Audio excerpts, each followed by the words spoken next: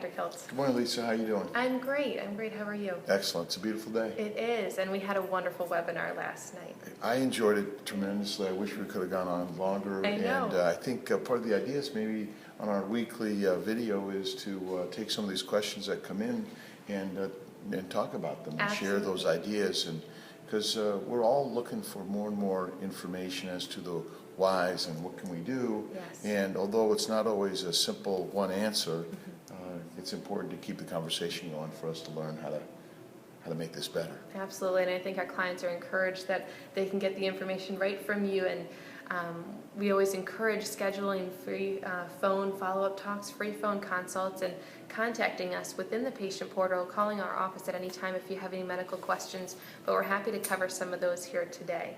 What were some of the questions that you think we want to talk about today?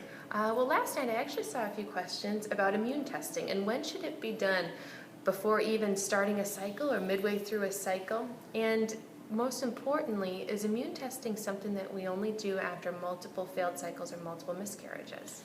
Well, the immune system, I think, is really the key to implantation, and it's that black box I think we've mostly ignored. There's some people I think have looked at it and talked about it for years, but the Western science hasn't really put a great mark on the best way to do this. My sense is for many of those people who have unknown cause of infertility, the sperm looks good, the ovaries look great, the ovarian reserve testing is good, laparoscopy, hysterosalpingogram all look good, may fall into that immune side.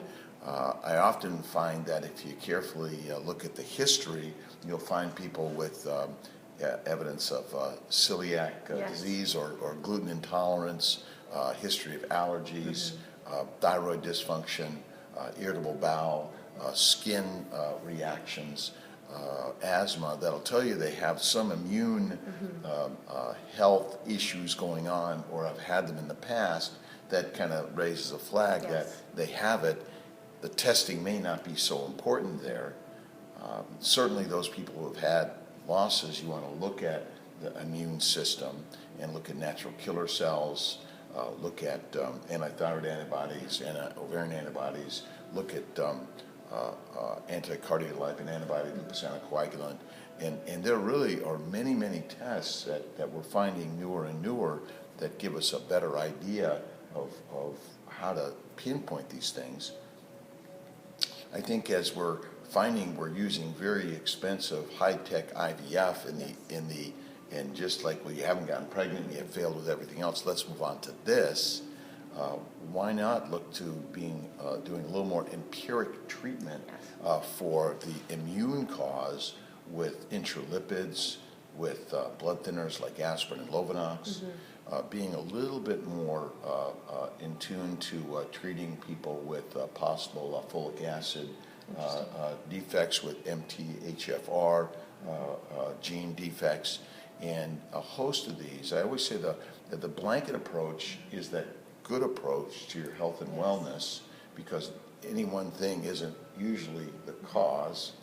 So I think early on, look at your history carefully, talk to your clinician, and talk about those. Alan Beer was a great pioneer in this, and has a great book, Is My Body Baby Friendly? And I think that's really helpful. You could still go to Alan's website, and they have some clinicians on the West Coast that do consultations also. Jeff Braverman here on the East Coast has a lot of information on that.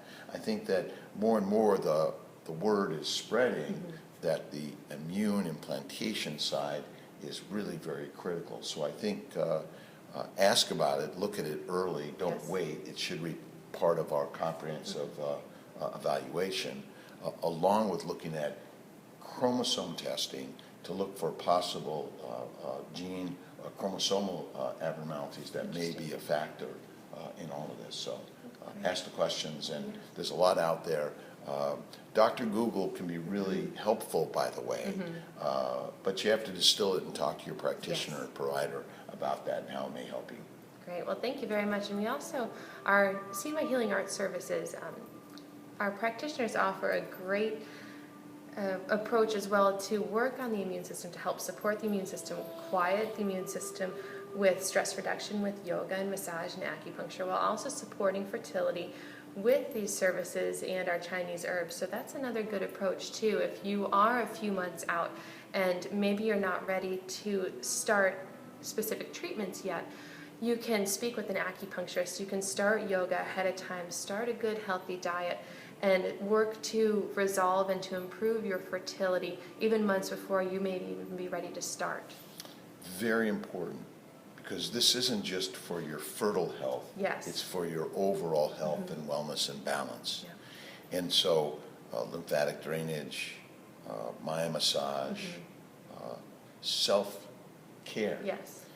I always say, look in that mirror every day and simply share the words love and thank you and gratitude, and put good things into your mouth in appropriate amounts. Move carefully and joyfully your body, and make sure that you're thinking good thoughts and you're inputting good thoughts into your body on this journey, because there definitely is a lot of evidence that stress reduction will enhance your conception rates.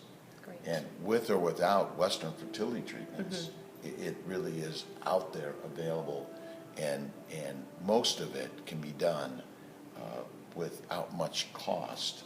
Yes. And you got to put the time and energy into changing your lives in order to change the direction and the outcomes that you desire. Great. Well, thank you very much Lisa, for sharing thank you. that. Really appreciate that. And we'll be covering many more questions as well as we continue to move forward. And if you ever have any questions you'd like us to cover during these videos, please don't hesitate to email me or contact us, and we will absolutely approach all of those. God bless. Enjoy the day. Have a great week.